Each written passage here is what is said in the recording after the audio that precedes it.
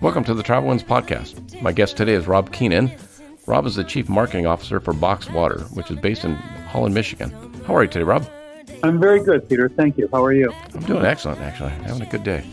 Good. I was excited to talk to you because as a business traveler, a lot of what I found by doing the show is a lot of people are now concerned or worried or making concerted efforts towards sustainability in their travel. So kind of explain the background of Boxed Water. Yeah, it's a great little company. We are the first company to offer a sustainable alternative to plastic water bottles and aluminum cans. So all the plastic bottles, the single-use bottles that you see, frankly, when you travel and you see row after row of plastic bottles, we offer a paper-based alternative to that. And the whole concept is that plastic is made from oil, and oil cannot be re-put into the planet. It's not sustainable. You're removing minerals from the planet, whereas paper is made from trees, and trees you can keep replanting. And that's the concept of sustainability. And the same thing with aluminum. Aluminum is made from a mineral called bauxite that's basically a strip mined down in the Amazon rainforest. And so that's not very sustainable either. And the idea is just that recycling is part of the solution, but it's not enough anymore. And so that's we've been around for about 10 years. We have won awards for the water itself. It's very pure and it's reverse osmosis. But then we offer this substitution to plastic, but then on top of that, we also have been investing into cleaning beaches, planting trees, and doing things above and beyond just offering paper carton water. And how is the business doing? Is it growing? Great. Yeah. No, I mean, with COVID, it definitely has taken a hiccup, let's say. So it's fascinating as a person to watch the kind of our society come to grips with sustainability as a concept. Sure. So the first 8 years of our existence was literally talking to people and explaining to them that plastic is made from oil. I can't tell you how many conversations and our marketing messages where I would talk to people and they'd say, well, what's wrong with plastic? It's fine. I'm recycling it. And over the last 2 to now 3 years, that's obviously changed over. And people now realize that, oh my gosh, plastic's not only made from oil, which is terrible.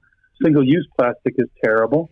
And now people know right off the bat that, wow, there's 69 billion bottles that are going into the ocean or in landfills every year. That's ridiculous. What a lot of people don't know is it takes 700 years for that plastic to break down, and it's not biodegradable. It never really goes back into the planet.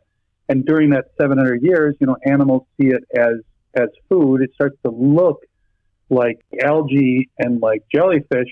So there are whales dying of starvation, basically because with their stomachs full of plastic. We always mention amongst ourselves the concept of plastic breaking down over 700 years is so so odd that we contextualize it by saying, but that means that if Christopher Columbus was drinking a plastic bottle of water and threw it overboard, it would just be breaking down now, which is mind-boggling. Yeah, but I don't think you can wrap your head around. It's like when the Congress says they want an extra $1 trillion. I don't think people could really wrap their head around that number. Yeah, no, it's really and the plastic production we've become plastic blind because Absolutely. Plastic production has increased over 100-fold since its introduction, and the plastic industry expects to. They've already announced that they're planning to increase capacity another 300% over the next five years. So what makes me hopeful is that in the last 2 to 3 years is when the single-use plastic issue with straws and frankly with bottles has come to the forefront, and now you see it in National Geographic, on Time magazine. Earth Day's become a big deal. So the conversation is now, wow, this is bad. We really need to do something, and that conversation has gone mainstream. And now our translation has now been to, great, you know there's a problem. Now let's talk through the different solutions and which solution works the best. So that's been fun. And we're a little. It's a great story of kind of a David versus Goliath. I mean, I know companies like Dasani and Aquafina are owned by Coke and Pepsi, and they have $8 billion in advertising alone every year to talk about certain things. and you we don't have that kind of, yeah, exactly. So this has been fun as far as it's building a community of people who are authentic and believe in this and aren't doing it for the money. And so we get certain celebrities who are used to being paid, who frankly aren't even, we're not paying them. They're actually buying our product.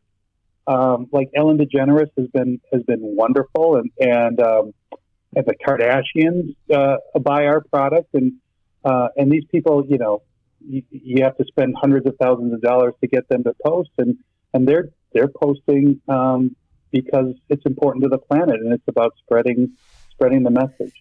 So I'm excited about how authentic, how people are coming to us in an authentic manner, saying, "I'm not in it for the money. I'm in it because this is an important feature." One of the things I need to point out early on, though, because it was something that kind of transitioned our whole company. Aside from offering just a carton as a substitute for plastic or aluminum, about 4 years ago, we came up with a really cool idea of if you post, we'll plant 2 trees. So it's you post, we plant, and we partnered with the National Forest Foundation, and we have now planted, with their help, up to 1 million or over 1 million trees in our national forest. And so, again, it's a company with a mission, and that's why a lot of these celebrities and brands and hotels are coming to us saying, "I want to be part of this movement. This is incredible," and we hope to get to 2 million by next year with all the support. And that also has built a very strong artistic community who has put together really creative, cool posts online. And besides the trees being, forests being important for wildlife, and obviously you live out in California, I mean, my God, with the fires going on out there, the national forest, people don't realize this, but it is America's water filtration system, in the sense of over 80% of the water that rains down from the sky and goes into our rivers is filtered through a national forest, either through the Rockies or through the Appalachians on both sides of, or even in the Midwest. The water flows through those forests. They act as a filtration system, and then it ends up in our water supply. So there's an aspect of trees being beautiful and great and good for wildlife, but also it's imperative for our water supply to have good, healthy forests. It's pretty amazing that, I just, we were talking earlier. It's like, I remember as a kid, you just drank water. Yeah. Whether it was out of a hose or tap then you start drinking the filtered water, but then you find out what they're doing to the filtered water might not necessarily be good. And then you got the plastic bottle concerns. All of a sudden you're like, what's going on? It's like, yeah. And I mean, your mark. Well, and frankly, go ahead. That's why we named the company Box Water is Better. I mean, refillable is the best. Use your tap water. Use a glass. Keep refilling. Use your Yeti. Use your Swell. I'd be happy with that. Yeah. But this, our culture has created this consumable weird desire to have plastic water bottles available to them at any point. Because I don't remember drinking out of plastic water. That really only started happening in the 70s and the 80s. And so our whole conversation is we want to be a bridge product to the future. As long as these 69 billion bottles are being made, choose us. But more importantly, we hope there comes a day when none of the single-use stuff is happening anymore. I got a question for you, and stop me if I'm way out of bounds. I'm just saying, as a business traveler, like, because I always drink water when I'm on the plane. And a lot of people talk about how water will help you with jet lag. Staying hydrated is just better when you're traveling because you're going up in altitude and then coming down altitude and all that. Yeah. What are the inroads into getting your box water on the actual planes or in the terminals? No, you're not out of bounds, and I hope they're all listening to you right now. A number of forward-thinking airlines have approached us, and we're in conversations because they recognize how much plastic. I mean, when you walk on a plane, it's and you think about like every seat, and then people are having one or two, and then you could just imagine the piles of plastic, and then you multiply that times the 10 to 50 million flights that go on in America alone. There are. It's cool because what's going on is that consumers are speaking up, and I'll give you the best example that happened recently is the company Madewell, which I don't know if you're familiar where they make young women's clothing and beautiful, stylish clothing, and they have like 500 stores across America. They in their top 30 stores they give out water to their guests, and they called us and said, we are finding that when we offer a plastic bottle of water, it's almost like offering a pack of cigarettes. Consumers are saying, "Stop it! What are you doing?" And so that's cool. And so they're switching over to us because it's sustainable. But that's the exact conversation we had with DDS, with Rag & Bone. These are all companies that we're in. And then a lot of the hotels, like boutique hotels, like La Pierre Hotel in West Hollywood. Consumers, so companies do what consumers want them to do, right? I mean, it's pretty basic. And so a couple major airlines have contacted us because of that very reason. People are speaking up saying, I don't want the plastic. And that's bubbling up to the boardrooms, and then the boardrooms are giving us a call. So it takes a while with all the bureaucracy, but it is coming our way, which is really good. Again, because of the authenticity of the message, and not because we're spending millions of dollars with models on marketing and stuff. It's like, hey, we plant trees, we clean beaches. Come on along. This is actually kind of fun. Have you ever done anything with the AVP, the Beach Volleyball Association? We have done some of the we have done some beach volleyball. We've done some events with the WSL, the World Surf League. Okay. We actually so California is one of our biggest markets, obviously, because you guys live and embrace the outdoor lifestyle, and a lot of those companies who put on events come to us. We also so we have a really robust field marketing group of brand ambassadors, because it's important to us to get in front of people and tell our story, because it's not just a box of paper of water. It's this whole story. It's next level. Why do we exist? We exist because there's a problem, and not only water, but we'll actually help plant trees. So that's been our major focus for the first half of our existence, was having an educated brand ambassador group. And so we've done events, lots of festivals. We do all the major festivals.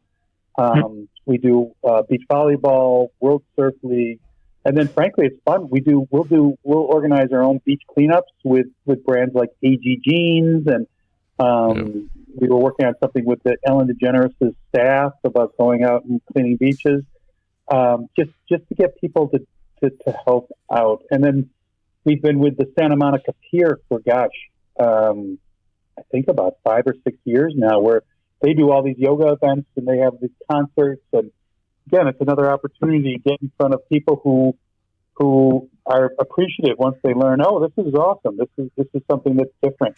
And I can make one small change. All I need to do is reach for a box, and I've actually helped the planet just one small way. The reason I was asking about the AVP specifically, because I know several of the beach volleyball players, and they are truly living the life of making the planet better. Jeremy Casebeer holds clinics, and I went to one, free clinics, but you have to donate a half hour of your time cleaning up the beach. Wow. So he and everybody that takes the clinic, about 40, 50 of us, just took a half hour with our little paper bags and picked up trash. Yeah. Well, then he's traveling around the world doing all, Yeah. So it's kind of cool. That's awesome. Have them give me a call. I think we are here to help any way we can. In fact, this month is kind of exciting because this month is Coastal Cleanup Month. September is designated coastal cleanup to clean up the beaches and the public lands.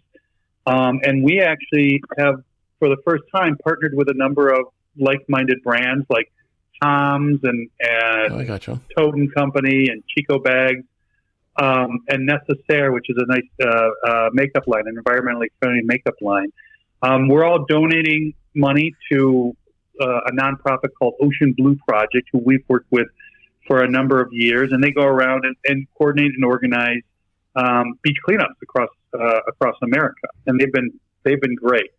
So we're doing that, and we're also putting together starting next week. I think it's going to be kind of a contest in the sense of send a picture or just tell us about the beach that you're going to clean up, and we'll put you into a bag and pick 15 winners of a kind of a sustainability kit. You'll get products from all the brands. I gotcha.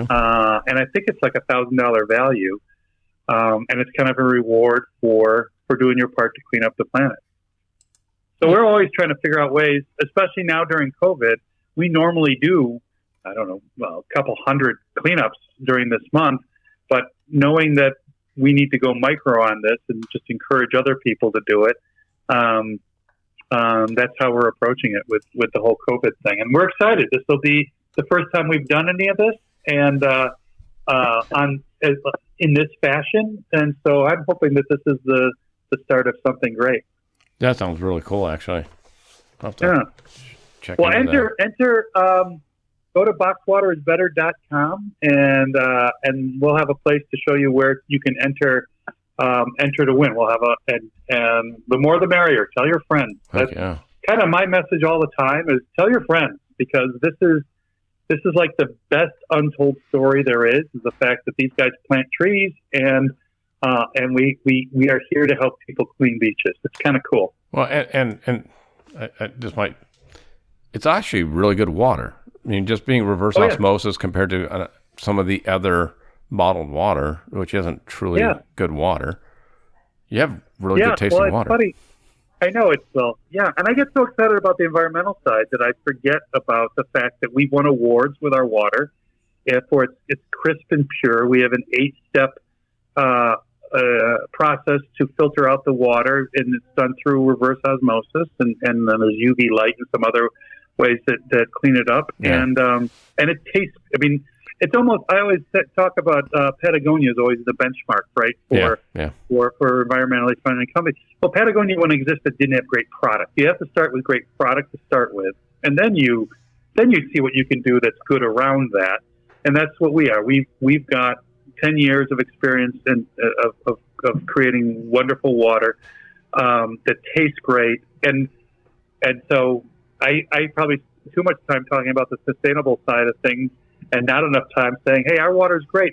Do me a favor. Next time you pull some of these other plastic water bottles, look at the ingredient label. Yeah. You'll be blown away that water has an ingredient label. Exactly. Because they manipulate their flavor by adding, and get this, so it's one of the brands says, what is it? It's phosphates, it's sodium, so salt, and then the other ingredient is dissolvable solids. Yeah. What? My wife she went deep into water. Yeah. That's the beauty of nowadays. Like, we were talking about documentaries or, just Google. And all of a sudden you start going, you start reading about pH levels and you start reading about what people are putting in water. And you're like, hold on, it's water. Like, oh, no, it's not. It's what? I know. It's cool. I mean, it's cool when you learn and go, oh my God, all right. I always think to my kids, I'm like, the more you know. Yeah. So and Google and the internet is perfect at doing deep dive research into some of this stuff, because it's quite remarkable when you get down that rabbit hole. pH was a really big selling point. The beverage industry always jumps on the latest shiny thing. Yeah. So for like the last 4 years, it's all been about high pH, and I mean, we're pH neutral, and that's because we're natural. That's the water you would drink out of a stream. pH is manipulative. That's another reason why people add things to water to manipulate the pH. But if you talk to any doctor or any scientist, they'll tell you that you want to drink water. that is water, yeah. and the water you drink is not going to affect your pH level. You have to step back and think of all the things you put in the body, from that cup of coffee in the morning, which is very acidic, to the pizza you had for lunch. And so I think it's funny how, the marketers jump on this pH and say it's a panacea for everything, when in fact it's not. And frankly, you should go, like everything, you should go back to the purity. Drink something that's pure, or eat something that's pure, and you're going to be doing your body a lot better. Could not agree more. That's. I wish I would have known. I like your wife. I want to hear more. I want to hear more about. Maybe she could be one of our experts. Man, it's one of those things. Like, my daughters are 25 and 26, and when I talk to them now, I'm like, guys, I wish I would have known this when I was your age. I didn't. But here's what I know.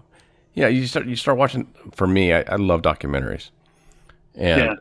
You start reading watch a thing about the sugar industry, and you're like, holy Christ.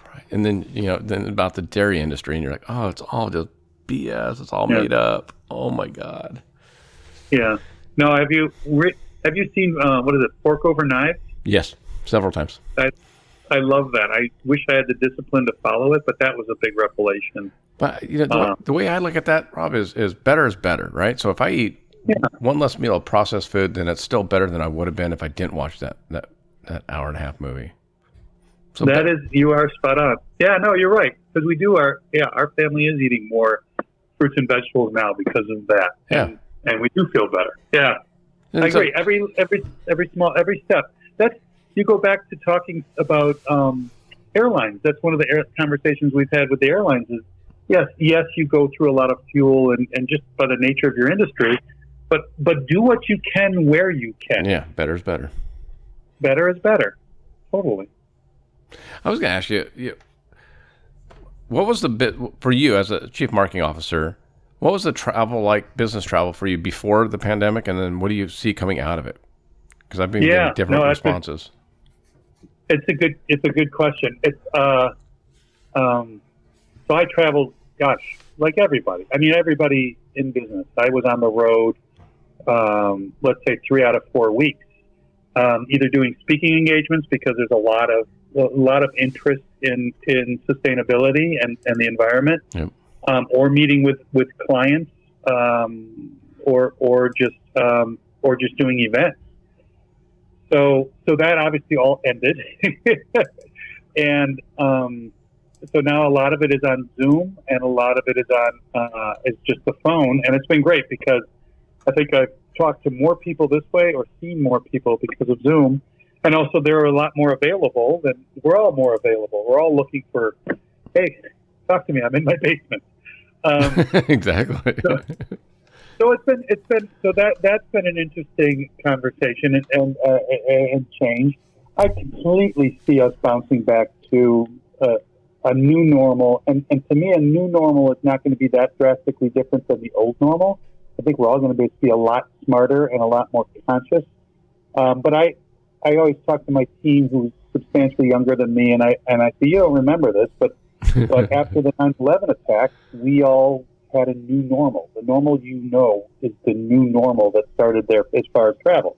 Before we didn't have all the security. You could go to the gate and blah blah blah.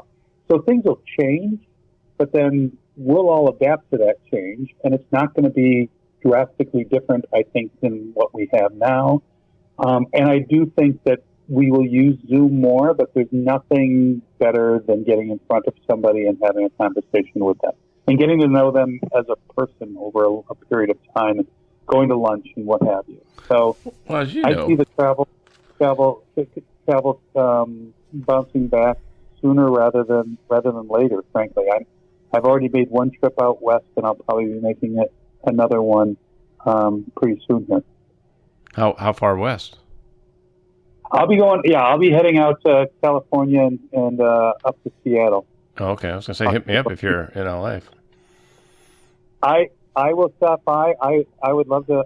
I love LA. I used to live in Santa Barbara, so I'm a big fan of that area. And frankly, again, we've got a lot of hotels. So that's the other thing that's cool. Like you should hit up. There's a lot of boutiques that you could hit up. The Shade hotels in Manhattan and Redondo. Yep. And the M Hotel just signed up. So we're still doing business, just not as much business with hotels. But this is also a good time for hotels. A lot of hotels and zoos and aquariums and amusement parks. They've come to us at this time and said, "Hey, our business is way down. Let's talk because now would be a good time to kind of reset." Yeah, that's what I was gonna say. It's perfect time for you to kind of get in there. Yeah. So we've picked up a number of hotels out west, and what's cool, one of them in particular that I tell everybody else about because I'm so impressed by it.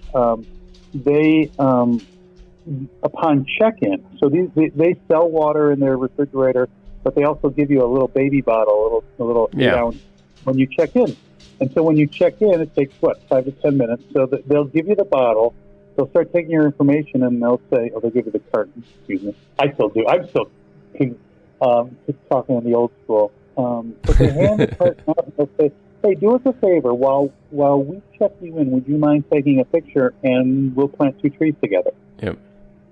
And right away, the people, that just made their experience. Like, what? And all of a sudden, that just enhanced or made the experience that much better. And then we then will plant the tree. At the end of every month, we go through this Better Planet hashtag, and we count out how many boxes we see, and then that's the number of trees times 2 I gotcha. that we'll. Yeah. So a lot of these boutique, and it's mostly boutique hotels because the bigger chains are more interested in in the P&L. But these boutique hotels are all interested in enhanced experiences, and they're also obviously you're paying boutique dollars to stay at a hotel to get a better experience than staying at a low end hotel. So we have had phenomenal feedback from it. I just love it because it just unlocks a whole new mindset for because the hotel guests are so excited about all this. See, and I don't remember where. I'm being honest. I remember getting a small boxed water at a hotel, and I just don't remember where I got it from. Before I even heard of you, I drank your water. And I just remember. That's so. What did you think? What did you think when you saw it? Better is better. You know what I mean? It's like I didn't think I would go out of my way to try and find it. Mm-hmm. Just being honest. No. I want to know what a real consumer thinks. Not somebody who lives with us every day. But when you get it, if you inspires a little bit of brain thought, like you were talking about the spark, how our lifestyles are sparked every 20 years. It's the same way. I remember when Blackfish came out. Do you remember the movie Blackfish? The documentary about the orca whales? Yeah, totally. My wife and I watched it, and she literally said, "It's not going to help. It's too big. SeaWorld's too big. It's too much of our culture. It's not going to change anything." And I go, you know what though? You're just trying to start a ripple. Right. And Blackfish started a ripple, and it changed the way those whales are treated now. Mm-hmm. And I think boxed water it's kind of the same way. It's like, I don't think it's going to, maybe you'll have a breakout moment of, I don't know, Brad Pitt, I don't know how that would work, but it could just be you're starting a ripple, and the more that you're talking about good water, you're talking about sustainability, you're talking about bettering the planet, you're talking about planting trees, you're not talking about corporate greed, that's the ripple. I agree. I mean, again, we're this little company out of Holland, Michigan, And together with our community, we've planted 1 million trees. It's unbelievable. That to me is unbelievable. That's one small. One small change can make a huge impact, and that's that ripple you talk about. You get enough ripples, and there's 1 million more trees in our national forest because of that. And that again, that gets me excited. And we have only yet begun, because, like I said, over the last 3 years is when people really started to realize that there was an issue here. And so that ripple turns into into a tidal. As one person tells another person, tells two more people, all of a sudden you've got a chorus of people making a change. So, no, I agree with you. Better is better, and it just takes patience, and persistence breaks down resistance. You just slowly stay the course, be authentic. People have said to me, do you see? So I'll be honest. I mean, over the last 6 months, environmental justice has taken a backseat to a number of other, medical and social issues that are occupying people's minds. And what I say to everybody is, the planet needed us before all of this. They need us now more than ever. And so this is a hiccup in time, and we'll all get through it together. But even more now than ever, we need to take on plastic pollution, because people right away started buying cheap water in cases, and the plastic stopped being paramount to them. I think I already see through our numbers that's already changing. People then went, oh, what's going on here? This is a problem, and our numbers are already getting back to normal, because I think people are saying, wow, there's terrible plastic issues going on. I don't know if you know this, but I just working with the National Forest Foundation, they told us that good news and bad news. So visits to public lands like national parks and forests are up 37% in the first 6 months of this year because of COVID. People are going outside and nowhere else to go. Glorious. The flip side, though, is that trash and pollution has tripled, because a lot of these people are first-time visitors, and they're not leaving no trace behind. They don't know about pack it in, pack it out. Exactly. Pack it in, carry it out. Yeah. Pack it in, carry it out. And so I think, and I know I was out with my family at a park last weekend, and we just saw plastic trash everywhere, and we started picking it up. But I also think that people like us, when we go out there and when we see that, it's going to be even more striking, because it's become more of a problem, and I think people realize that it's more of a problem. At the same time, it's not going to change overnight. I mean, we've known as a community, as humans, we've officially known that smoking has been bad for us since the 80s. Yeah. And there's still people who smoke, and there's so now it's just a game of numbers, where you want to slowly get the majority of people realizing that this is a problem. But there's always going to be, hopefully it just gets smaller and smaller percentage of people who don't care and just will buy plastic, and that's just, you got to accept that fact as the fact of human nature, and embrace the fact that we'll get the majority of people to move away from that. It's interesting. One of the changes I had because of the pandemic, my wife and I were supposed to go to Japan in April, our first trip ever. My! Wow. And so we started watching YouTube videos of like, hey, here's a tour to go on when you're in Tokyo, or you go to Kyoto, and you start looking at the streets in Japan, which is the biggest. I don't know if it's the biggest. It's one of the biggest cities in the world. It's like 38 million people. Yeah. There's no trash on the ground. Yeah. And they don't provide trash cans. No. So. No. Yeah, I've been to Tokyo 100 times in my previous lives. Tokyo, China. Well, China I won't speak to. Yeah. Tokyo, Singapore is spotless. frankly, you go to a lot of the Central American companies like Guatemala, and it's spotless. Toronto, Canada. They take pride. Canada, yep, spotless. Yeah, we're the only country that is as sloppy as we are, and they make fun of us in Europe. The Europeans I know always make fun of us because we're the people that wear sweatpants and t-shirts, flip flops, and so they're dressed sharp and they also keep their planet, and they're 100 years ahead of us when it comes to sustainability, recycling, refillable. They look at us. It was funny. They look at boxed water and they go, "Well, why aren't you just using your refillable?" And yeah. And so it's funny. Actually, the big pivot that we did during COVID, though, from a marketing perspective, is twofold. One is so people are using less communal water. You used to have a nice. You go to a nice hotel and there would be a cup and you could refill water. Yeah. Now everyone's freaked out with it. Yeah, the restaurant, the waiter or waitress would come and pour you a glass of water. Now a lot of companies are coming to us and say, we want safe, we want secured and sealed water that's also sustainable, so that we're not just piling plastic up. But now our marketing has shifted to include that we are safe, we are sealed, and we are sustainable. At the same time, after you have our box, we've done a lot of testing to make sure that our water or our boxes are also refillable.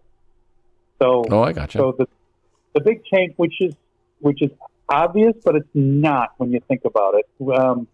So, for example, when I travel, when I get on a plane, if I bring my box with me and I drink it on the way to the airport, and then it's empty, and I can go through security with an empty box, and then I find the first drinking fountain, or bubbler, as we like to call it in Milwaukee, and I fill up that water, and I've got my refillable, and then I can turn down the airline. I don't need their plastic water because I've got mine.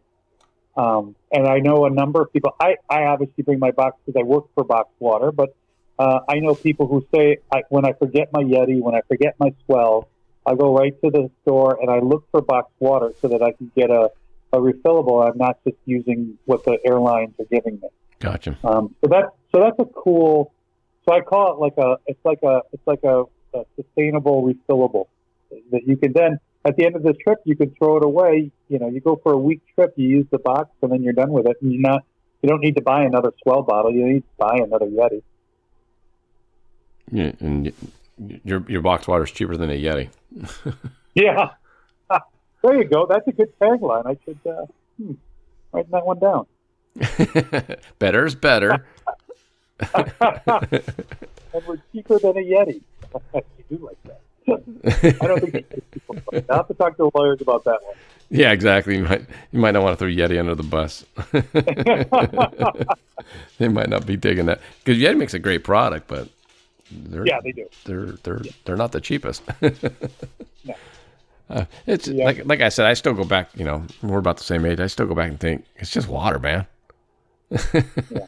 I still have but like my daughters grew up in plastic bottles.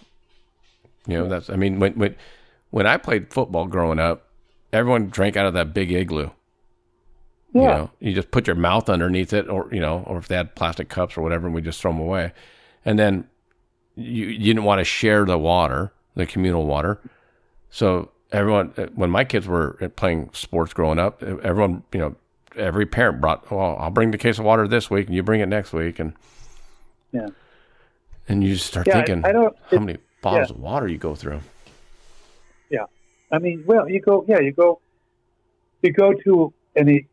a game or you go to a festival, and my God, there's just plastic laying everywhere. It's mind-boggling. But you're only, again, I call it plastic blind.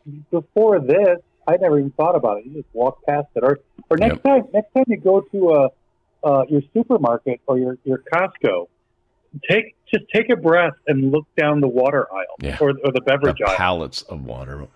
Pallets upon pallets of plastic. Yeah. That's all, again, so the other fascinating things that we're learning is that that we used to think that 6 out of 10 plastic bottles were not being recycled. We have found out that it's closer to 9 out of 10 plastic bottles are not being recycled because in the last couple of years, we used to send our recycled bottles to China to actually do the recycling. Yep. By we, I mean America. Yep. One of our America's chief export right now is garbage, and plastic is a big part of that. China 3 years ago said, we're not taking your garbage anymore. We're not taking your plastic anymore. And as we found out, what we didn't realize when we went into China to see what they were doing is they weren't recycling it. They were burning it, which is terrible because then you're letting all that into the ozone. So even when we thought we were recycling, we weren't recycling, which is horrific. And the other thing that I think as we go into the future, there's two other legs to this issue that's just starting to become part of the conversation. One I already mentioned that you're sucking out oil from the planet, but the other one that we're just starting to do research on and just got a life cycle analysis back from is the carbon footprint of the production process. So what it takes to extract the oil, turn it into plastic, mold it in a very hard way. Same thing with cans. You have to smelt it. You have to boil it. All that energy leaves a huge carbon footprint. And so now we've all been talking about recycling, but there's these two other legs to the stool of taking out non-sustainability, but then the carbon footprint of the production process is tremendous. I mean, in some cases, we've seen that like an aluminum can has 2 times the carbon footprint than we do than producing, because you don't have to mold the box. The box is folded and you unfold it. So there's a lot less energy when you ship our box. You ship it flat like a piece of paper, as opposed to something that's molded. So you can ship, 1 truck of ours equals 26 trucks of a plastic bottle, for example. So the carbon footprint of having to send 26 trucks as opposed to just one of our filling. So it's the supply chain and the production chain that's also going to be part of the bigger conversation of just the dramatic difference between ozone depletion, smog, the carbon footprint. All this is on our website too. It's a great website. Work for the last 10 years. Thank you. A lot of work over the last 10 years. And the worst offender in the plastic water world is these imported waters that are super high end spring waters that come from Europe or come from the Pacific Ocean. Not only are you doing all the smelting and all of that to create it, but just the unbelievable the weight and the size of having to ship all that water from over the ocean creates it like 10 times more the carbon footprint. Yeah, because the one weird thing is water's heavy. Yeah. It's not like it's heavy. So that I was going to ask you, it's like your ship. I mean, because that's freight is freight, right? I mean, you still have to if you're doing all your boxing in Holland, Michigan, right? You still what's that? Most of it. So we actually to that point, we have another filling station that's in Utah to try to stay close to the West Coast, and we want to build one on the East Coast to get so that we call it near source shipping, so that we're close to both coasts. I was going to say because shipping from Michigan to California is heavy. Yeah, it's super. It's heavy and it's big and bulky, and so it's really expensive to ship our water. When we ship, you can buy water online from us. You can buy water from us on Amazon, online, so that comes right to your door. And I can tell you the majority of the cost of that product is going to be the shipping. Yeah. It's still, and we manipulate our price down in order to still stay reasonable. I mean, we take a much smaller margin on our product than let's say a Fiji or or any of these other water companies because it's important to us to make sure that we're not too expensive, to make the choice easier. We try to stay around the price of a Voss or a Fiji. We'll never be as low as like a Nestle, which competes strictly on price. But we will stay within the range of what the premium competitive set is. Well, I don't. Yeah, I mean, obviously, here I am going to tell you about marketing water. I don't know shit, but I mean, I sell cowboy boots, and I sell cowboy boots that are anywhere from $80, literally up to $1,500. Wow! And they both. I always tell people, it's like you have a car, right? Yeah. You want 4 wheels, a steering wheel, hopefully air conditioning, power windows. It doesn't matter if it's a Hyundai or a Ferrari, right? Mm-hmm. I mean, one costs $280,000 and the other one costs $15,000. Right. They both do the exact same thing. They're both going to get you there. Yeah. Well, but that goes back to the smoking analogy. It shows you that everyone's different and has choices, and so the person who's buying the $15,000 Hyundai depending on what they feel about when it comes to sustainability and the environment, they probably going to buy a more price-based product, be it water or shoes or anything, and there are channels of distribution for those people, and then there are people who are in the middle tier, and then there's people in the higher tier, and again, it goes back to, like I said, with the boutique hotels. There's hotels who are trying to create an elevated experience, and as a guest, I'll pay $180 or $200 or heck up to some of these places are paying $600 a night. Yep. There are people who will pay that because it's important to them to have this experience, whereas there's other people who will, price is their number one decision factor, and that's fine. I hope to God they come to us at some point, but we can't be all things to all people. And so we and that's also with the brands we partner with. We partner with premium brands to give their guests premium experiences, and make sure that we tell the story so that they know what they're paying for is not just great water, but also helping the environment, and that's meaningful to people. It really is. Yeah. I mean, it's like if I'm going to spend, it's the kind of person who's going to spend, $60 to $100 for a bottle of wine. We're not the $500 bottle of wine, but if you're willing to pay $60 to $100 for a bottle of wine, then paying a little extra, or Starbucks is another great example. You're paying $3.50 for a cup of coffee. It costs them 20 cents. You remember when it was 30 cents. Yeah. So you're paying a little extra for a little something extra that's above and beyond. But the product's got to be good to start with. It's like those cars that you talked about; they got to get you there. But then the other attributes, the comfort factor that you would get, the status factor that you would get, is also part of what goes into the price. Well, I think you're right on the verge of it, because there's so many companies that almost feel like they have to be leading edge on the environment and all that.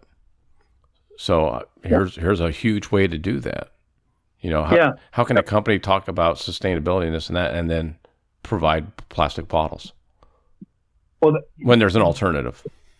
No, you're exactly. It's awesome because that's where like Rag and Bone and Madewell came to us, because they're consumers. We're saying this. There's like some of the Four Seasons have come to us and said, this is important to our consumers, so it's important to us. I mean, and the conversations we had with like DVS was we're doing all this stuff with our clothing, and we're so focused on clothing.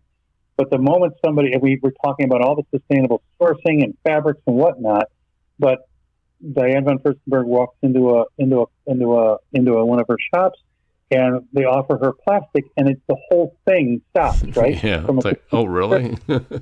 Yeah. It's like, wait a second. You're talking about sustainability, but now you're handing me plastic, and that's what I'm saying. You're right there. Yeah. So you need every little touch point matters. The same thing with colleges. We have a big business with colleges and universities because obviously the younger generation is passionate about this. Another pivot with COVID because we don't know who's going to school and who's not going to school. Yeah. But to your point, a lot of schools came to us and said, our students are demanding a change, and we're going to listen to them. Yeah, well, the students are the ones that pay their bills. World ahead, yeah. How have you worked at, like, we talked a little bit before, but about, using influencers, or I guess you call them ambassadors. How are you using that to help your marketing strategy? Yeah, well, it's critical. So influencers, there's a lot of names and terms that are floating around.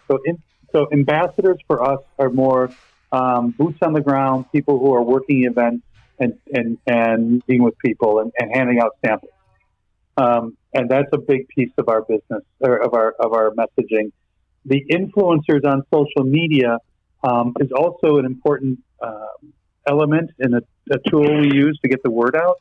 But we do something that's very odd in the sense that we don't pay our influencers.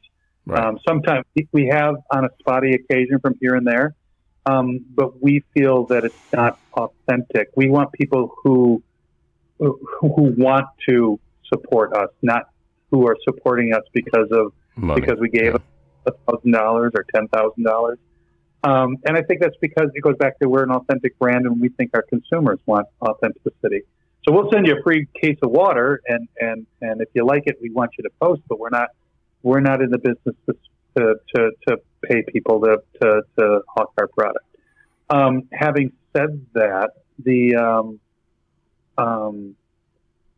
I am a strong believer that the TV advertising is not as influential. Consumers these days are much more skeptical, and trust is hard to find, and so influencers offer that trust. So they consumers can relate to them, they use them, they listen to them, and they're on their phones, all the time looking at what the influencer is endorsing. So it's very powerful, and we actually struggle every year. We talk about do we pay these people? These people want money, and so far we've just held fast on that. The other level obviously is paid media and working with some of the media portals, and we do that because that I think is another level to try to get amplification. But again, it's got to be the right media partner, and it's got to be people that believe in sustainability and will build off of that. But it seems like the majority of our amplification comes from companies and people who believe in what we do and are coming to us to say we want to help you, because it's important. And frankly, we've got on the social media influencer side, it's beautiful to watch. We've got great friendships with hundreds of influencers who like that. I respect you more because you're doing something not just for the money, and then we're here to try to help be a conduit to introduce them to some of the other people that we deal with. That's a weird thing that our company is evolving into, which is kind of a conduit for like-minded people. Sure. So you've got companies like Le Pier Hotel or Four Seasons and Rag and Bone and DVS. These are all companies in completely different industries, but they all believe in sustainability, and they all kind of want to get to know each other. So we are also kind of being a conduit, being a matchmaker for people like that, and that's kind of cool too. There's a great little hotel in the Grand Beach Hotel in Miami, Florida, that's been with us for years. And it was funny because we were working with an airline, and it's more of one of these smaller regional airlines. Mm-hmm.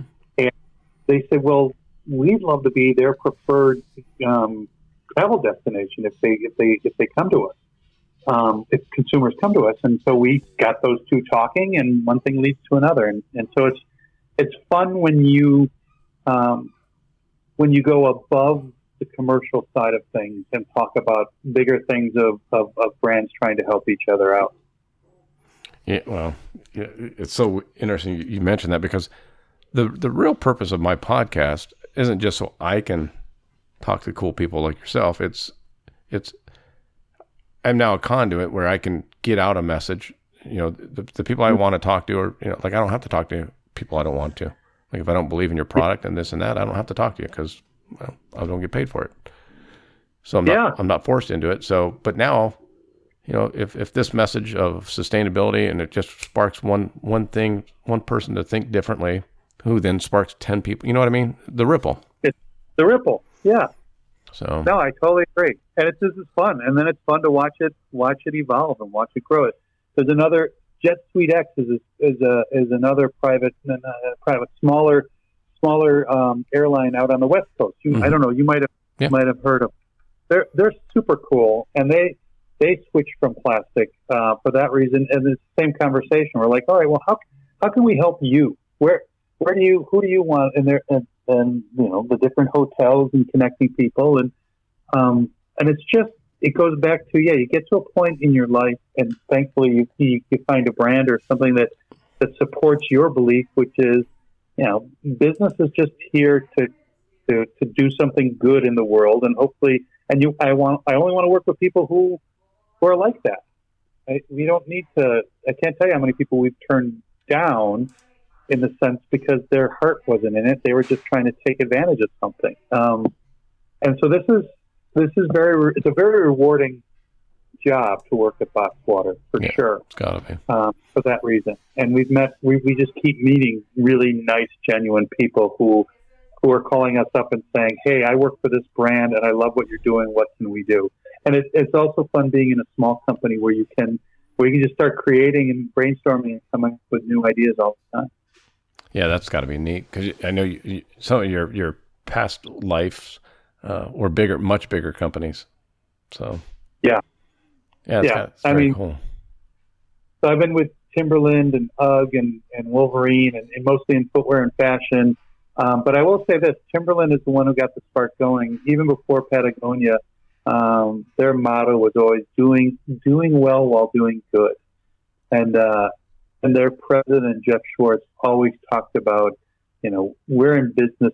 We want to succeed in business so that we can help others and lift others in this world. And that stuck with me. And so that's a ripple that he left with me 30 years ago. So it's important that people do the right thing and spread ripples in the right way, because you never know where it's going to lead. Totally agree. Not get all philosophical. All right. No. I mean, let's take this down a notch. No, that's exactly why I started the podcast. Though, it's the deeper meaning behind it all. So it's obviously very cool for me to get to talk to different people, but at the end of the day, it's like, you and I sell clothing. It's like, obviously people need clothing, but they don't need that much clothing. No. But you got to give back. It's like, what are you putting back in the world? The Box Water is a perfect example of that. So, yeah. Well, and it fills me with hope, because the only reason why we exist is because there's consumers who agree. And again, you and I, we remember the go-go 80s and 90s, where from a marketing perspective, all you needed to do was fly to an exotic place and put some model, in the beach with your product, and people wanted, it was an aspiration. People wanted to be like that. And it's funny, your kids and my kids, they've become more skeptical. They know they're being marketed to, and they know that that's not important. I'm not going to be that person if I buy that product. They know the game. They know the game. And they look through the internet and they look behind it and they go, okay, what do you stand for? If I give you my dollar, where is that going? And that's becoming the new normal for all businesses, no matter what you do. And it's funny to watch, like, the Stone Age companies who don't get it versus new companies that do get it. And those are going to be the ones that succeed. Yeah. I was just in Detroit, and I saw an ad for a company, and now I'm going to be a bad marketer. But it was an insurance company that no. It was Rocket Mortgage, Okay. and they're giving a certain portion of their money toward building homes for veterans. And that was part of their deal is, you get a mortgage with us and a certain amount goes to homes that we're building for veterans that can't afford them. And I'm like, perfect. It doesn't have to be sustainability. You pick something that you believe in, that your company believes in, and go for it. Yeah. And now you've caught my attention. Now I'm more likely to go with you than somebody. So I think it is that is going to be the new normal for companies once they start really figuring out how consumers are starting to judge them. Yeah, it's interesting, because, for me growing up, if you needed something, we spent a lot of days shopping in Sears. Yeah, because my dad could go and get his tools, and my mom could shop for her clothes, and but they didn't change with the times. Yeah, and no, they got eaten. God, Blockbuster, Circuit City. There were big chains that just 20, 30 years ago, and they're gone. I know. So, well, you even go back even further to like brands that our listeners won't even hear of. Is so there was a number one grocery store in America was the A&P, mm-hmm. and that was on every corner. And that went away. They didn't keep up with what was going on. Yeah. So if you don't evolve with your consumer, you will be left behind by your consumer. No true words can be spoken. Yeah. Well, go ahead. I was just gonna say, I know I don't want to eat up too much of your time because I know you got another event coming up, another time. But man, I got a few more minutes. Go ahead. Well, okay. I was gonna ask you. You have 3 kids, right? Mm-hmm. How do you balance? Yeah. How have you balanced over the decades? And how do you see it changing? The balance between I got to work and put in my time and hours, and then your personal life, date nights for your loved ones, for the kids, the games, all that. How do you balance that? I hear you. Yeah. No, I wish. No, I'm lucky to be married to an incredible woman for the last 25 years who has been able. She's the CEO of our house. Yeah. She would always support me and say that that I was doing a good job. But I mean, my biggest regret is I didn't spend enough time with my family. So I mean, we took our vacations and we had fun. But it's the little things of being home by 6 o'clock, so you have some time with them. I'll be honest with you. For me, COVID has been a blessing from a family perspective because 2 of my kids were off at college and one of them's a senior in high school. And so the last 6 months, they've all come back, and it's just been a joy to get to know them as adults and cook with them and play with them. Yeah. You ask them, and they would say, "No, Dad," and we had great memories.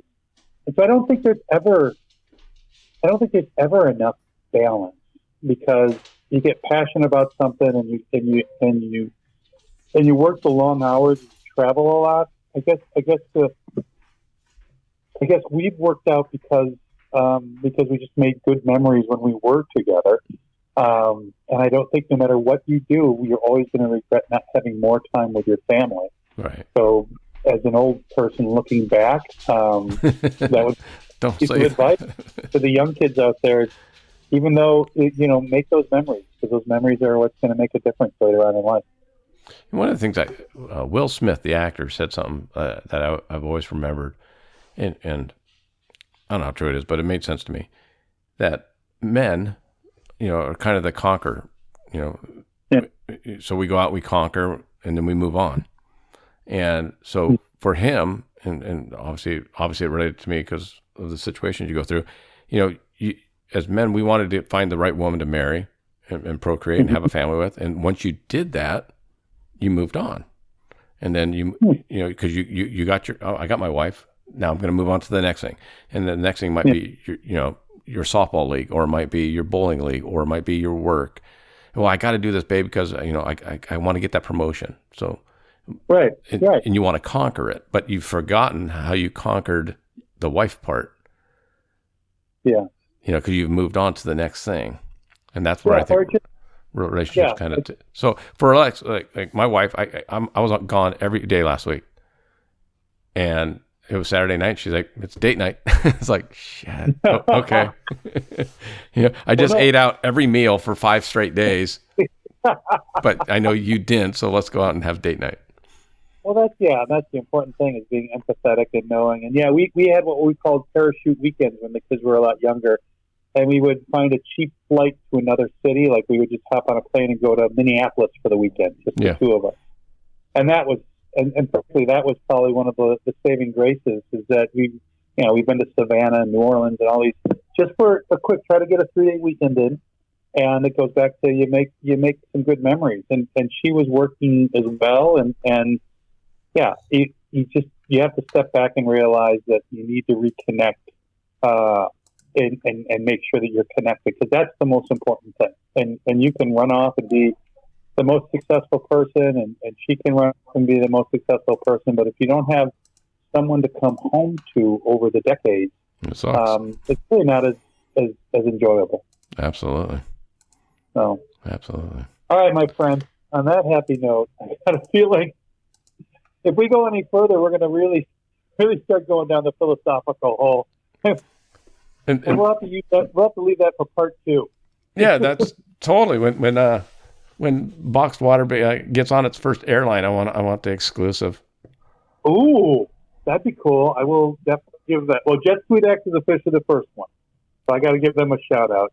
But yeah, there's knock on wood, there's going to be some major brands coming down the road. Yeah, absolutely.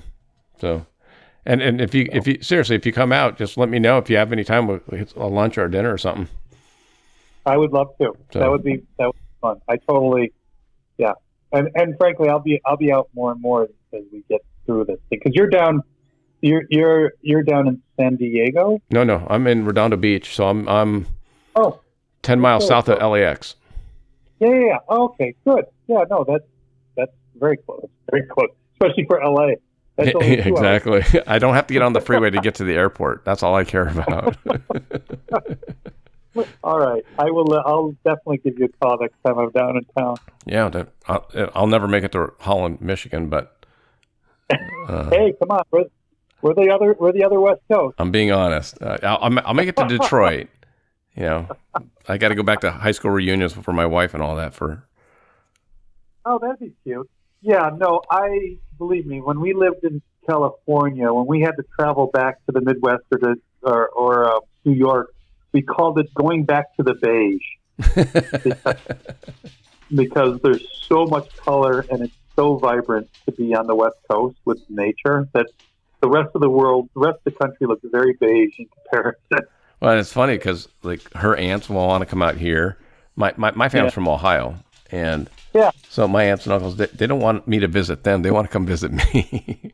So, oh my God, we get a lot more visitors coming this way than the other way. So, I appreciate the time, Rob, and hopefully we'll stay in touch. It was a great talk. I really appreciate it.